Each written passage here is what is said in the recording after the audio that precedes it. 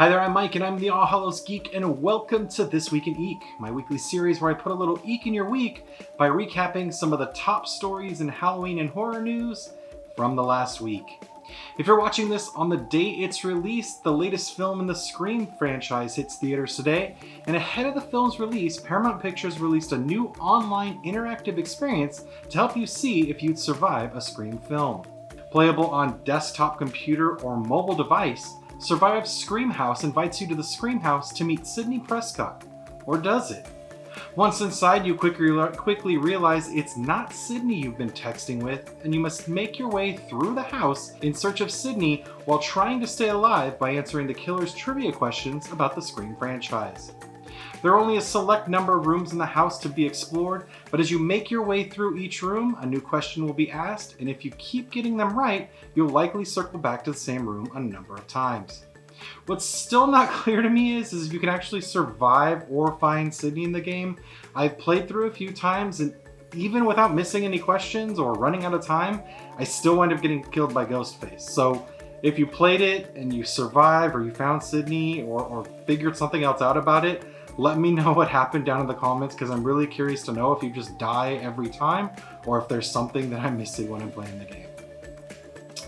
And of course, one of the stars of the latest Scream film is actress Jenna Ortega, who is quickly making her mark in the world of horror. The 19-year-old actress starred in 2020's The Babysitter sequel, The Babysitter Killer Queen. She was cast as Wednesday Addams in Tim Burton's Netflix series Wednesday, and this week appeared in trailers for two more horror films, Studio 666 and X.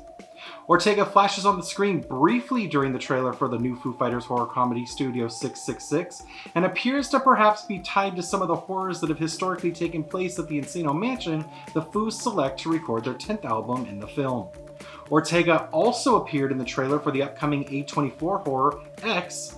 The young actress appears alongside Mia Goth, Martin Henderson, Brittany Stowe, and Kid Cudi in the latest film from writer-director Ty West. Set in 1979, X tells the story of a young film crew that sets out to make an adult film in a farmhouse in rural Texas, but when they're found out by their elderly hosts, they quickly discover life at the farm is not all as it seems. You'll be able to see Ortega in Studio 666 when it hits theaters on February 25th, and in X when it hits theaters on March 18th. And in recent weeks, rumors were circulating online that LEGO would be releasing a new building set inspired by Stranger Things. This week we learned that the rumors were true with the unveiling of LEGO's new Demogorgon and 11 BrickHeadz. The two-figure set features the fan-favorite characters from the Netflix series in the BrickHeadz style and is set to be released on February 1st. The two-figure set features 192 pieces and will retail for $19.99.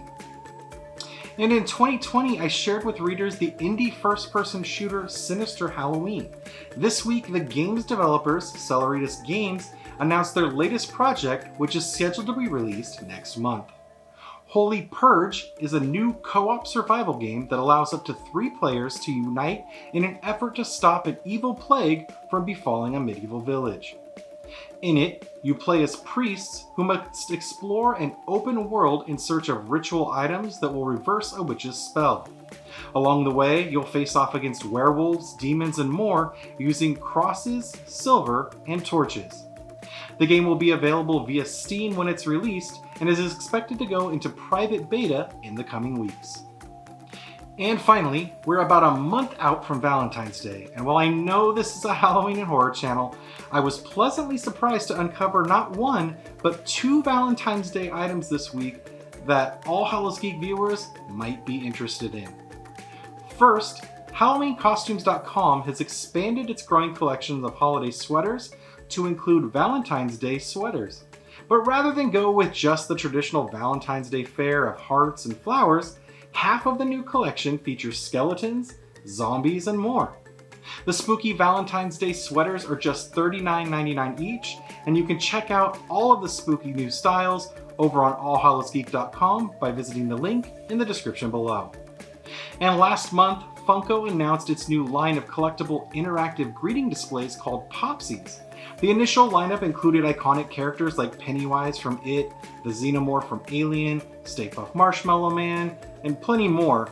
But now, as part of its first series of seasonal Popsies, Funko has released Jack and Sally from The Nightmare Before Christmas for Valentine's Day. Both Jack and Sally come atop a Valentine's Day themed gift box and display a celebratory message and spread their arms when a button is pushed on the front of the box. Each character also holds a special themed heart in their hand. Jack comes atop a black box with a pink bow holding a bat heart and displays the message, "You are a beautiful nightmare." And Sally sits atop a pink swirl box with a black bow holding a spider heart and displays the message, "You're terribly nice." The new Popsies are just $7 each and are available exclusively on Funko.com at Funko flagship locations and select Walmart locations nationwide. That's it for this week. As always, if you enjoyed this week's video, give it a like, leave me a comment, or better yet, subscribe to make sure you always get your weekly dose of Eek. For more information on any of this week's top stories, you'll find links to the full coverage over on allhallowsgeek.com down in the description below. Until next time, keep it creepy.